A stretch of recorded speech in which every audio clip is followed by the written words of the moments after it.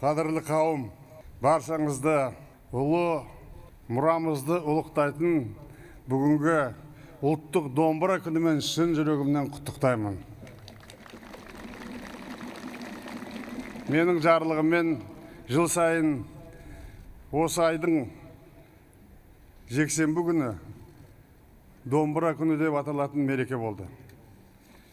Сол жарлыққа байланысты бүгін тек қана Астанада емес, Қазақстанның бар түкпірінде, облыс орталығындарда, қалаларда, аудандарда, ауылдарда да бүгін дәл осылай домбыра мерекесі болып жатыр.